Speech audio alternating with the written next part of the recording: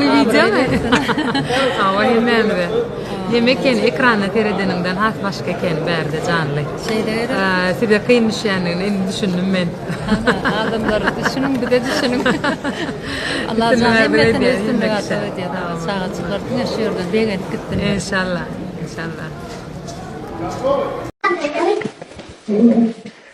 Bunlar aynı.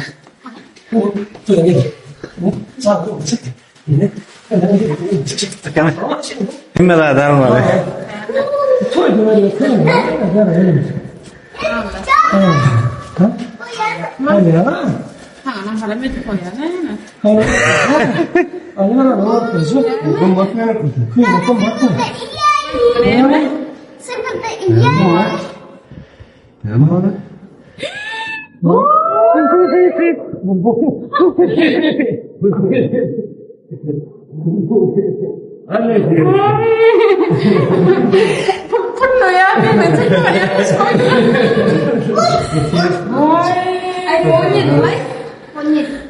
Onion Pro Max.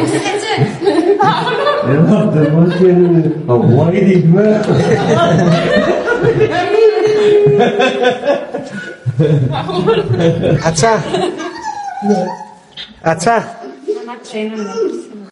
Göçürümü ocağın adını ayan, halalar çöreği tandırdı mı da?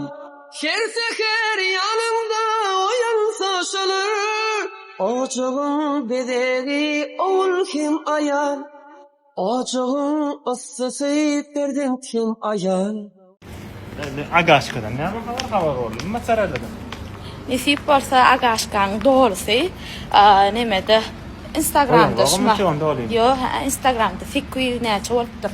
Şu 1 milyon molya doğrusam geliyor. Toya yana var, remix ettirip otirn. Şunk toyma yetişemek, bana nikah nesip varsa aytacak. Merhaba, salam mehribanlarım, ne hili yağdaylarınız? Düğünden beri bize gelen SMS'ler, canlar, ehlicefem birce sonra bilen. Ama lakin materiallar bilen işten aydamın dolusu kaçan ve klipli ayrıyamı deyip. Köp sani sorayanlarım varsa bizim DJ'larımız, bizim yurdumuzun DJ'ları, bizim özümüz şöyle toya gider yalat bir mix etcek bolyaz kaçan çıkarkaya dolusunu uğradaydı. Yani yigitler hemen de sağ olun. Sıyılarınız için nisip bolsa doğrusunu çıkmağa azıcık vaqt kaldı. Sabır. Hormatly adamlar, Türkmenistan'ın konstitutsiyasini layıklıkta devletimiz demokratik ve dünyavidir. Rayetlerin öz ene dilinde ya da beyliki dillerde sözlemegine ve geplemegine mümkünçilik var. Men Türkmen dilini hormat ediyorum. Emma men Rus dilinde geplemege hem hukukum var. Benim Türkmen dilini biliyorum. Dini kadar ses başlaşlarında aksentim doğru düşmen bilir. Şol vaqtlar kadar adamlar bana diye Rusça gurlu. Türkmen dilini kadar akıllı diyenlerinin qovu bilen. Şoň üçün bana dilin boyunca görkezme bermegiň deruligi yok. Türkmen ve Rus dilleri bizim cemgiyetimizde dost oğanlık ruhunda ullanılýar. El bu durmuşda hiç kime yadgırmazlık ve her kimin diline hormat koymak bilen yaşayın. Всем спасибо за то, что прослушали мой сторис. Erdoğan gününü toylanmaz sene. Bu önemli için öğren bu şuurlu haber. Ama arkada Netflix'ın Türkmen önümü Rusya Federasyonu faydalı Moskva'da geçirilen ulu behatleşikte baş bayrağı münasip öyle. Bu bizim yurdumuzun yenisi. Tüyfiromuzun kutlayak avı. Bundan böyle üstünlük yar olsun. Her bir Türkmen tehlikesi de şeyle üstünlük adamlar nesip etsin. Bizim yurdumuzda tehlikesiler yurdumuzun altın kardeşler değil. Bu yenisi artıda dör ödülen şartlar var. Sonuçta akli tehlikesilerin adından hemen görüşürüz işler okulunda da kahraman arkadağlı, kahraman sevdarımıza köp Tanrı arkasına ideal. Uzat bezeler, hormatlı kardeşlerimin adından mutluyum. İşin üstünlük, uğur köp olsun. Canımdan edip canma. Ol men çağam, men ece. Eceler üçün gövne jay, vitaminlere juda bay. Arkada McCluster önümü. Maşgalamyň baýlygy, çağamyň saglygy. Meniň saýlawym. IMC. Çağa IMC.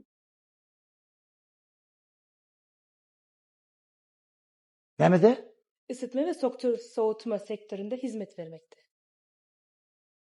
Jimmy 4 soru verecek. Birini size, üçüsünü olsa Türkiye'den gelen doğanını da verecek. Zoru şeyle döküm. Döküm diyende birinci näme gözüňize gelýär? Döküm ýa-da döküm näler? Döküm. Döküm diyende näme gözüňize gelýär? Siz bu yerde belli.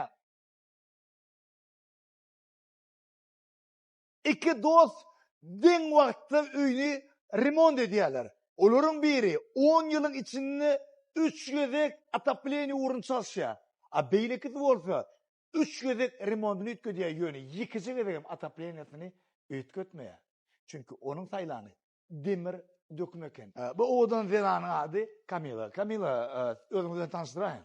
Adım Kamila, soyadım Cumaklıeva. Doğulan yerim Lebap, Türkmenistan. Ama Türkiye'de demir döküm firmasının Glan ofisi Ataşehir'de yurt dışı satış spesyalisti olarak çalışıyorum. Şimdi şeyde soru, şu unkun demir döküm in bir goğurlayan brandlar bir Türkmenistan'a.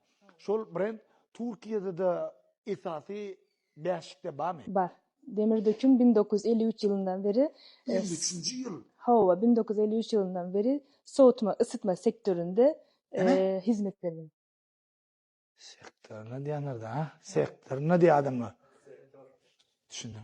Demir döküm cemi öz haritlerini neçe yurtta satış ediyor? Vailant'ın bünyesi altında her yerde varız diyelim. Yakında biz demir dökümde neye karışmalı? Yeni teknolojileri.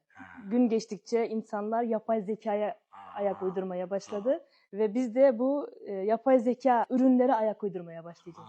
Ve bunu bizim ülkemizde, memleketimizde, Türkmenistan'da yakında pazarlamaya başlayacağız.